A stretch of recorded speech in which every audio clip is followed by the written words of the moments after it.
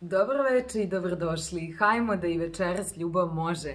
Dobro veče, dragi moji. I evo u ovom večerašnjem videu moram da pazim da ne upalim kosu. Ali evo, ovo sad me zaista uplašilo. Uopšte nisam ni ja primetila da mi je ova sveća tako blizu. Na Instagramu sam pre 10 dana postavila jednu malu anketu. I ja volim tako često da komuniciram sa ljudima koji prate ono što ja radim i postavila sam par pitanja da izaberu temu narednog videa. I jedna od tih tema je bila kako da ne izgubite povezanost sa sobom i ljudima oko sebe. A kada sam ovu temu sastavljala, u glavi mi je bilo ovo današnje vreme u kojem živimo i zapravo sve ovo oko nas što se događa i pojava i ovog virusa ili čega god već.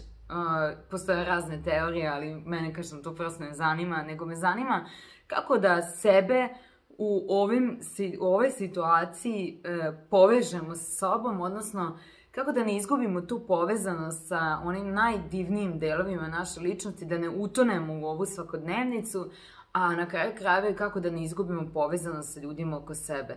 Ja sam neko ko je zaista osoba koja voli da se druži i meni je ovaj sad period, prosto je jedan veliki period promene za mene. Pre svega jer sam promenila i mesto stanovanja, ali sa druge strane ne želim da, bez obzira gde god se nalazim, ne želim da izgubim tu povezanost sa sobom i kažem, primetila sam da u ovim izazovnijim životnim vremenima, pogotovo od 2020. pa evo i ove godine, da smo malo izgubili tu povezanost i da nam je kao da nam prija sad ovo vreme što su nam rekli da sedimo kod kuće i da nam niko ne treba, da bežimo od svih, da se zatvorimo, da se plašimo. I upravo je to tema ovog videa, kako da sada u tim situacijama podignete sebe. I zaista često sam slušala Mirjanu Bobić Mojsilović, ja nju obožavam i volim njene knjige i zaista je žena koja je izmaštala svoj život i koja je, što ona kaže, stvarnost nije dovoljna i koja je od ove stvarnosti napravila zaista jedan, pa mogu slobodno reći, jedan roman. Ona živi jedan roman, eto. I upravo to što piše u svojim knjigama je jedna zaista prava poezija. Životna poezija. I ona kaže, stvarnost nije dovoljna, ona tako kao kada je u trenucima, kada je u nekom beznađu ili kada ne zna šta će, prekraja stare haljine, čita. Znači, pronalazi načina da ovu stvarnost osmisli na drugačiji način. Što znači ova stvarnost nije dovoljna? I zaista mislim da je tako. Nije dovoljna jer ako se utopimo upravo u ono što vidimo samo, ne mislim samo ovde na televiziju, ako se utopimo ono što oko nas vidimo, a sve oko nas je posledica naravno toga što nam se servira i preko televizije i preko raznih vrsta medija i preko interneta, na kraju krajeva i preko YouTube-a. I ako utonemo u sve to, onda je to nečija tuđa stvarnost.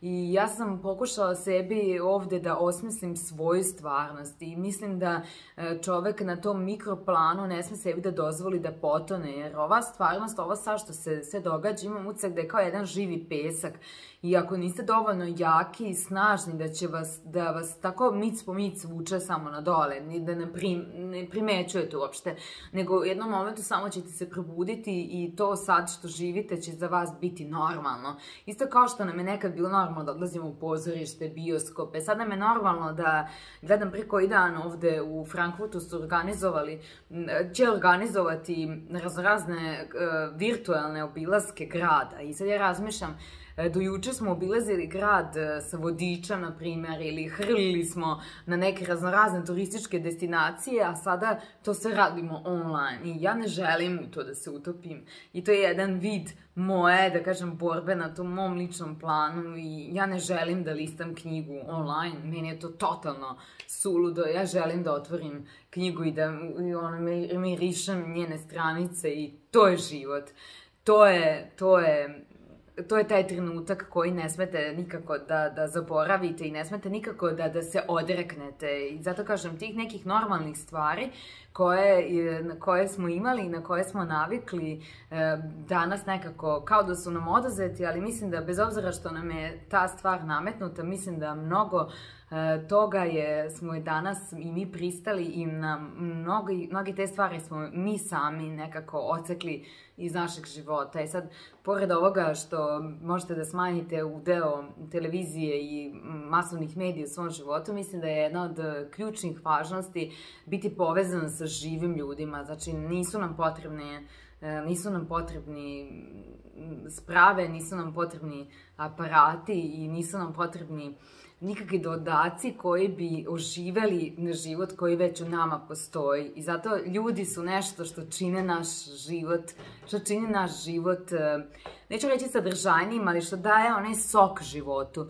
I ako se zatvorimo u sobi, ako prosto bežimo od ljudi, nekako imam utisak da ćemo ostati sami i da upravo ta samoća nas tera u taj živi pesak. Naravno da je ponekad potrebno biti sam i to je potpuno u redu i da u toj samoći čovjek dolazi do raznoraznih zaključaka i preispituje se kuda dalje i može nekako da samo je i u toj samoći može da dođe do veoma važnih, značajnih zaključaka. Ja sam upravo i u toj svojoj samoći došla do zaključaka koliko mi fale ljudi, fali mi iskreni razgovor. I zato kažem, baš sam se dogovorila sa jednim prijateljem, hajde jednom nedeljno da se čujemo, bez obzira, ne mora to biti svake nedelje, ali hajde jednom nedeljno, neka to bude praksa, da pričamo, a ne da se dopisujemo, da 2-3 poruke pošaljemo jednom u mesec dana i da to bude to. Nekako, fali mi ljudski glas, fali mi ljudski dodir i to je ono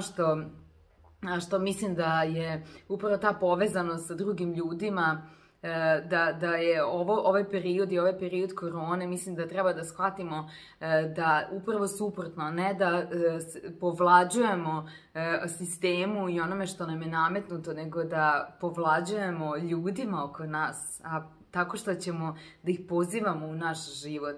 I nekako, kažem, možda je ta neka zona udobnosti u kojoj smo se smestili da gledamo televiziju i da gledamo šta nam je neko drugi nametnuo, da danas sve imate i na YouTube-u.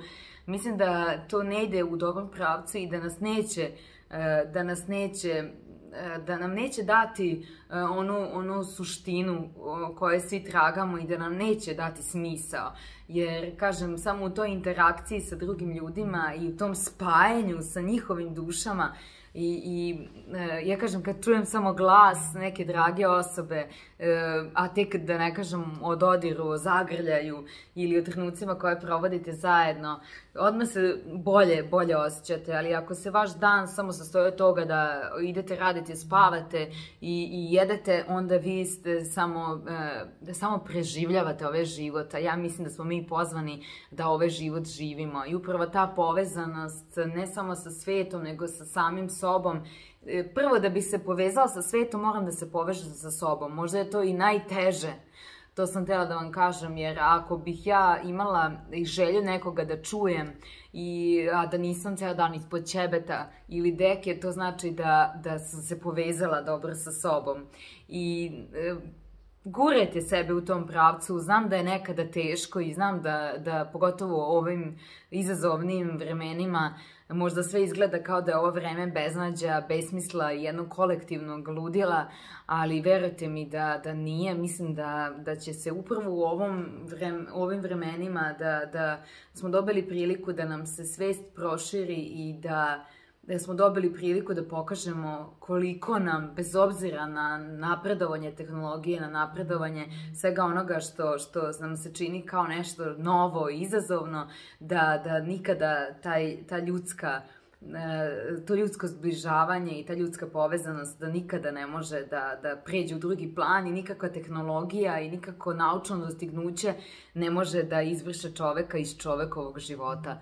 Tako da razmislite evo o ovim par tezama koje sam vam ovde iznala i nadam se da ćete uspeti da u svakome danu bar 10-15 minuta posvetite sebi, da se povežete sa sobom, da kao što Mirjana kaže, da osmislite tu svoju stvarnost na jedan drugačiji način, jer ova stvarnost u kojoj sada živimo zaista nije dovoljna, ne toliko da bismo bili zaista suštinski zadovoljni i srećni, a kažem, i to da li smo suštinski zadovoljni i srećni, to zavisi isto opet samo od nas, koliko smo iskreni prema sebi, koliko hoćemo sebe da pogledamo u ogledalo i da sebi to kažemo, a ne da budemo jedni mrmoti koji samo fizički i mehanički obavljaju određene stvari u svom životu, a da se nikada ne zapitaju sa onim unutra koji kuca, a niko ta vrata da otvori. Ljubim vas mnogo i nadam se da vam se ovaj video dopao. Ako je tako, onda ga podelite s nekim od vaših prijatelja i vidimo se u nekom od narednih videa. Ćao!